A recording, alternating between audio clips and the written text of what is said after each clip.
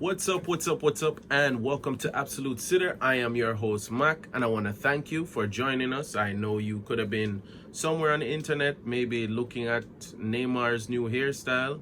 Moment of silence for that one. But you're here with me, and I want to thank you for that.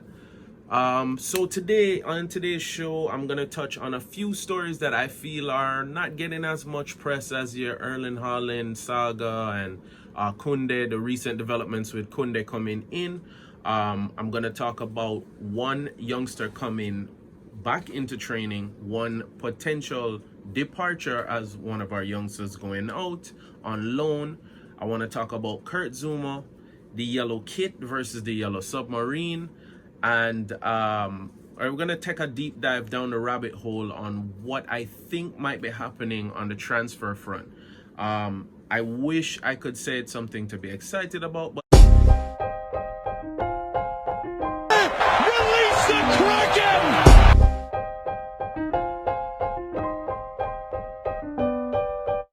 It's a stretch, and it's in! And I can't remember the last time I saw something like this! Aguero!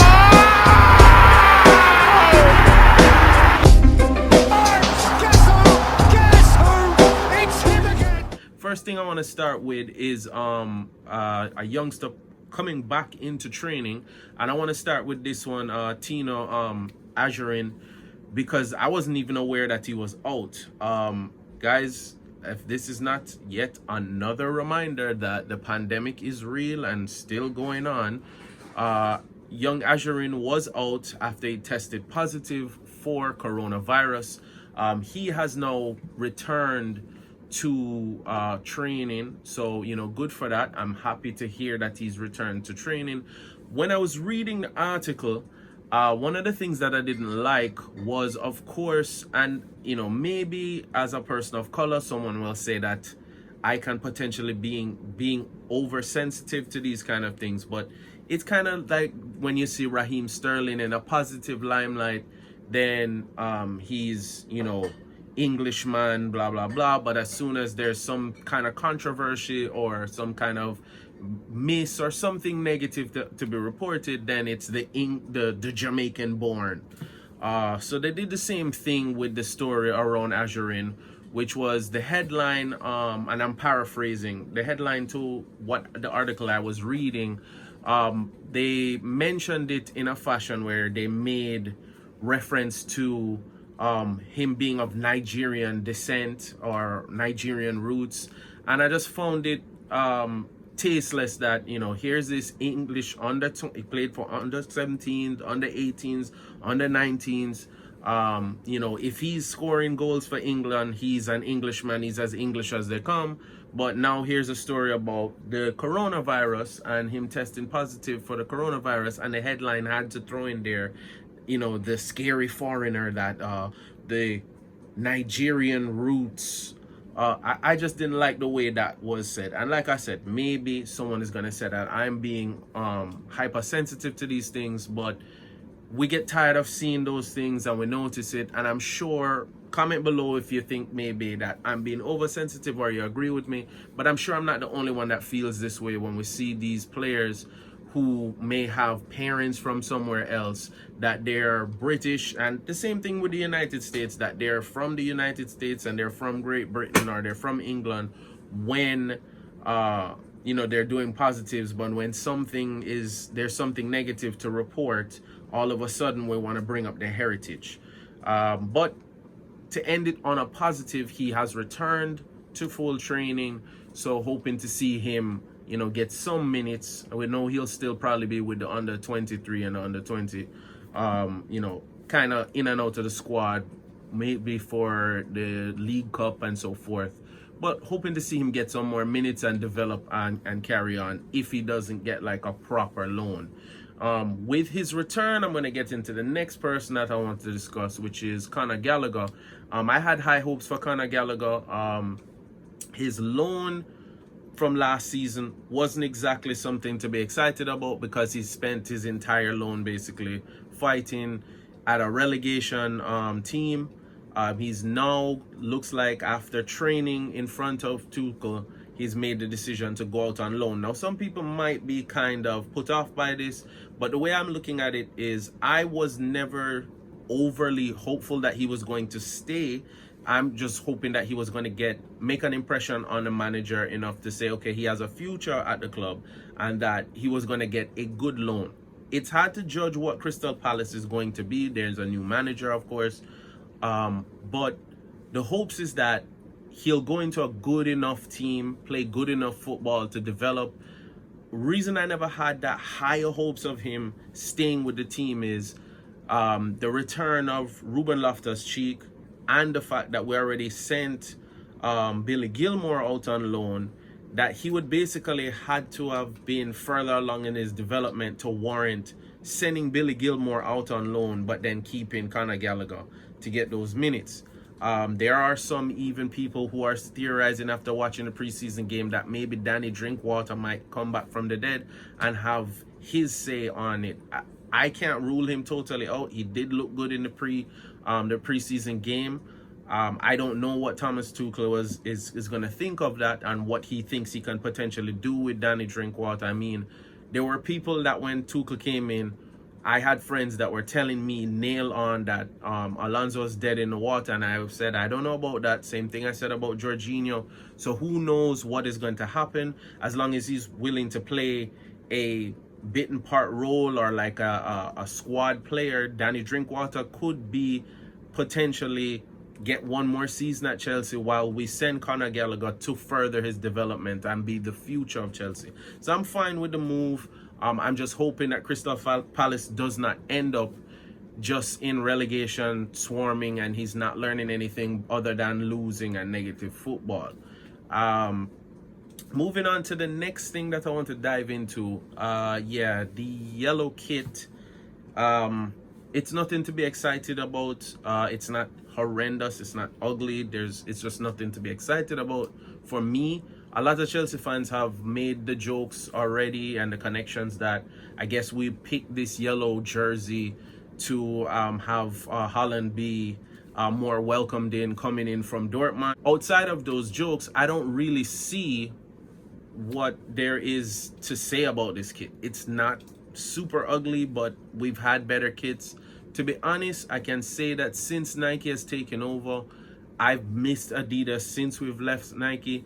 They haven't always made like super ugly jerseys, but just nothing to write home about since we've gotten to Nike. I know there's more money involved, so that's ultimately what the club is going to look at, what's going to be most impressive. A lot of people hate the 3 logo as the sponsor.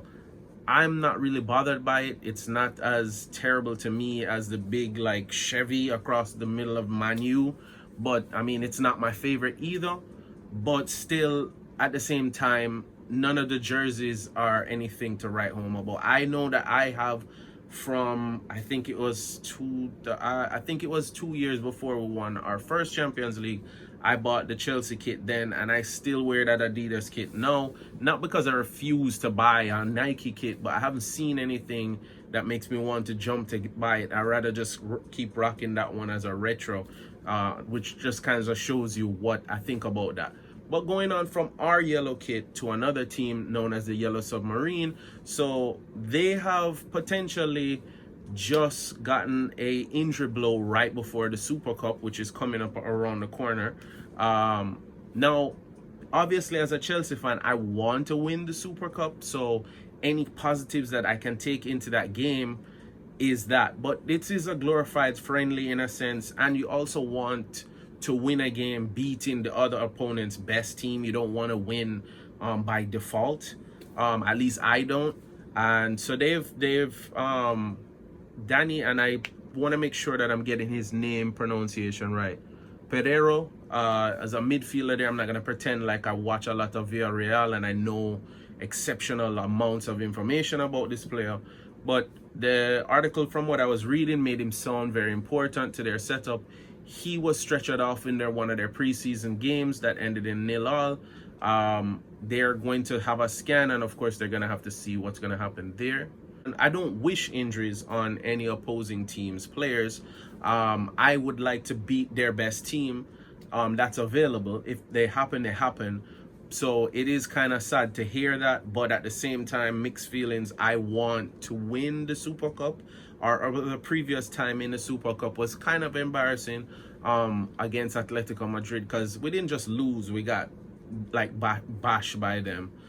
As the Champions League holders, you're kind of already going in as the favorite. So want to win that game, but sad to hear that they have been hit with that injury, especially so late right before the game.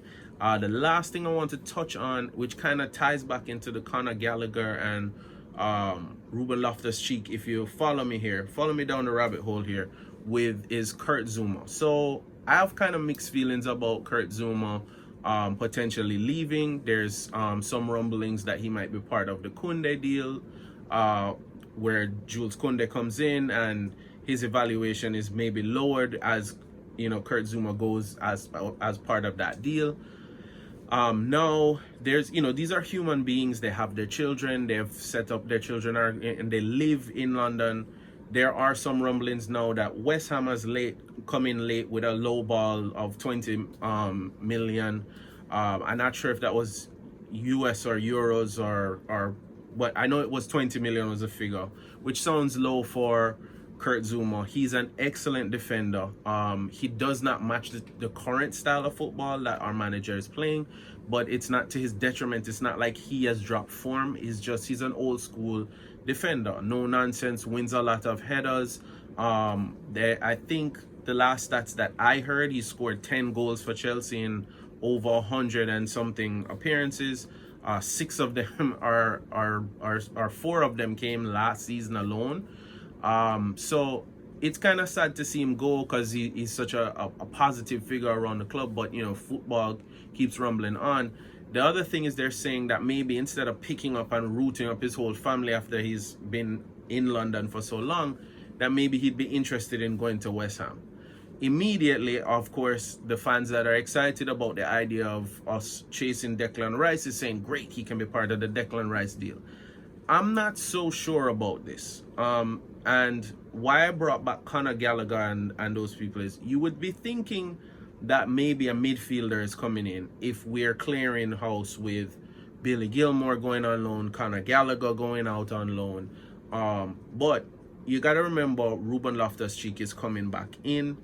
The evaluation for Rice is ridiculous. It is ridiculous. Whether you're a fan of Declan Rice or not, it doesn't make any sense to pay that type of money that they're charging. We're definitely paying that homegrown English premium for Declan Rice. Not to say that I don't think he's a great footballer or he doesn't have leadership qualities, which is the thing that people usually say about him when they're defending him. But I just think the price that we're being quoted, when we're being quoted almost 100 million, the money that I think is ridiculous for a striker, for Declan Rice, it doesn't make sense.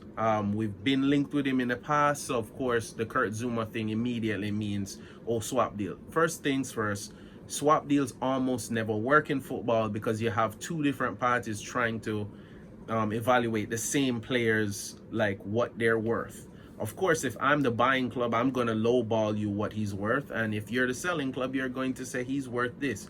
And then when you add in another player being traded the other way, it becomes very hard to do a deal in. But I lean towards him going as part of the Koundé deal if he is open to going to Spain, more than this West Ham deal, unless it's just going to be an outright sale. I don't think we're going to be buying Koundé and trading Kurt Zouma for part with Declan Rice. It could happen. Maybe I'll be totally wrong.